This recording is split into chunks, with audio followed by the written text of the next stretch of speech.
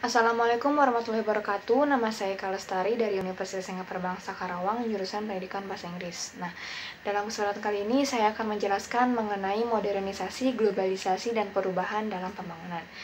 Yang pertama, apa sih globalisasi itu? Jadi, globalisasi adalah proses integrasi internasional yang terjadi karena adanya pertukaran pandangan dunia, produk, pemikiran, dan juga aspek kebudayaan. Nah, kemajuan infrastruktur transportasi dan juga telekomunikasi termasuk kemunculan telegraf dan internet merupakan salah satu faktor utama yang menyebabkan terjadinya globalisasi. Nah, globalisasi di negara Indonesia sendiri ditandai dengan berbagai perkembangan di setiap kota ataupun desa yang bisa dikatakan mulai maju. Perkembangan globalisasi sendiri ditandai dengan adanya kemajuan di berbagai bidang, yaitu bidang pendidikan, kebudayaan, ekonomi, sosial politik, juga teknologi. Namun, terlepas dari itu semua, globalisasi dalam pembangunan memiliki dampak positif dan juga dampak negatif. Berikut beberapa dampak positif dan negatif dari globalisasi pembangunan. Yang pertama ini ada dampak positif globalisasi. Yang pertama ada pendidikan di Indonesia. Dahulu, kesadaran seseorang untuk melanjutkan pendidikan ke jenjang yang lebih tinggi itu sangat rendah. Namun, sekarang dengan kemajuan teknologi, pendidikan, minat masyarakat untuk melanjutkan pendidikan ke jenjang yang lebih tinggi menjadi lebih banyak. Lalu yang kedua ini ada kesehatan masyarakat. Dahulu keinginan masyarakat untuk berobat ke dokter itu sangat rendah dan mereka cenderung memilih pengobatan alternatif. Namun dengan adanya kemajuan teknologi dalam bidang medis, sekarang banyak orang yang lebih memilih untuk berobat ke dokter karena untuk meningkatkan kesehatan mereka. Lalu yang ketiga ini ada kesejahteraan keluarga. Nah, dampak positif dari globalisasi ini, jika dulu keluarga cenderung memiliki keluarga besar, namun sekarang mereka lebih memilih untuk memiliki keluarga kecil. Jika dulu mereka berpendapat bahwa banyak anak banyak rezeki, namun sekarang mereka lebih memilih untuk mempunyai keluarga kecil agar lebih sejahtera. Lalu yang keempat ini ada kehidupan politik. Nah, penyelenggaraan politik jauh lebih demokratis dan terbuka dengan melaksanakan pemilihan umum atau pemilu. Lalu ada juga di kegiatan ekonomi. Adanya kemudahan dalam melaksanakan ekspor ke pasar global, dengan begitu devisa negara juga akan semakin meningkat. Lalu yang terakhir ini ada kehidupan sosial dan budaya. Semakin bertambahnya wawasan terhadap seni dan budaya asing, karena adanya pertukaran seni dan budaya. Jadi orang-orang akan lebih mempunyai wawasan yang luas mengenai seni dan budaya dalam negeri maupun luar negeri. Nah, setelah itu ada juga dampak negatif dari globalisasi. Yang pertama ini ada dalam bidang keagamaan.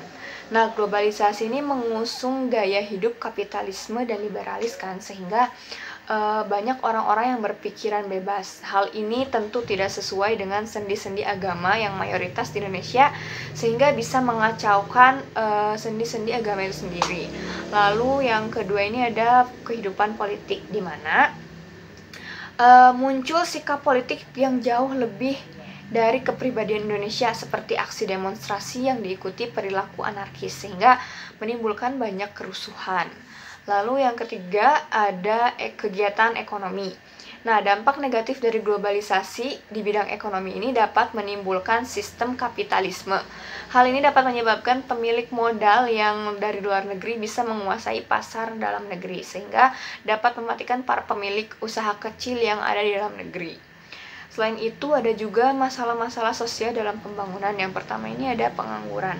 Nah, masalah pengangguran dapat disebabkan oleh beberapa faktor seperti rendahnya kualitas sumber daya manusia atau karena rendahnya pendidikan dan keterampilan, serta berkembangnya mesin yang sangat canggih sehingga dapat menggantikan tenaga manusia. Selain itu, masalah pengangguran itu juga terjadi karena minimnya lapangan pekerjaan yang tersedia, sedangkan jumlah penduduk di sini semakin meningkat. Lalu yang kedua ini ada masalah keterbelakangan.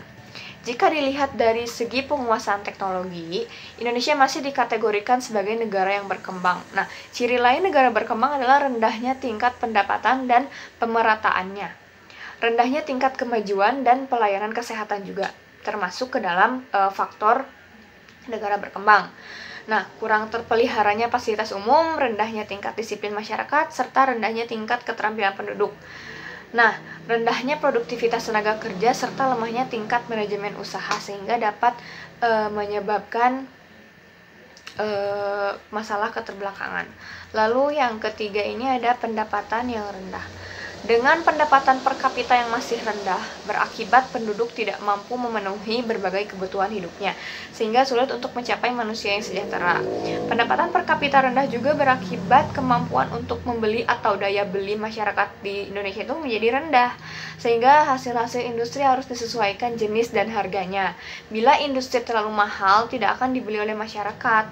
Hal ini mengakibatkan industri sulit berkembang dan mutu hasil industri sulit ditingkatkan. Penduduk yang mempunyai pendapatan per kapita rendah juga mengakibatkan kemampuan menabung menjadi rendah. Bila kemampuan menabung rendah, pembentukan modal pun menjadi lambat sehingga jalannya pembangunan di negara kita juga menjadi tidak lancar. Lalu yang keempat ini ada masalah kekurangan modal. Masalah kekurangan modal ini disebabkan karena tingkat pendapatan masyarakat yang rendah, yang menyebabkan tabungan dan tingkat pembentukan modal menjadi rendah pula. Jadi pendapatan yang rendah juga menyebabkan kemampuan investasi rendah yang menyebabkan modal dan produktivitas usaha menjadi rendah. Lalu yang kelima ini ada juga inflasi. Proses naiknya harga-harga secara umum dan berlangsung secara terus-menerus dan biasanya disebabkan oleh beberapa faktor antara lain konsumsi masyarakat yang meningkat, berlebihnya likuiditas di pasar yang memicu konsumsi, bahkan spekulasi dan adanya ketidaklancaran dalam proses distribusi barang. Dengan kata lain, inflasi merupakan proses penurunan mata uang secara terus-menerus. Lalu yang keenam ini adalah masalah yang sangat krusial, yaitu masalah kemiskinan, di mana kemiskinan adalah keadaan di mana terjadi ketidakmampuan untuk memenuhi kebutuhan dasar seperti makanan, pakaian, tempat berlindung, pendidikan, dan juga kesehatan. Kemiskinan dapat disebabkan oleh kelangkaan alat pemenuh kebutuhan dasar ataupun sulitnya akses terhadap pendidikan dan pekerjaan. Kemiskinan merupakan masalah global. Sebagian orang memahami istilah ini secara subjektif dan komparatif, sementara yang lainnya melihatnya sebagai segi moral dan evaluatif, dan yang lainnya memahami dari sudut ilmiah yang telah mapan. Adanya kemiskinan menyebabkan rendahnya pendapatan per kapita suatu negara. Hal ini juga serta kaitannya dengan minimnya lapangan pekerjaan yang tersedia.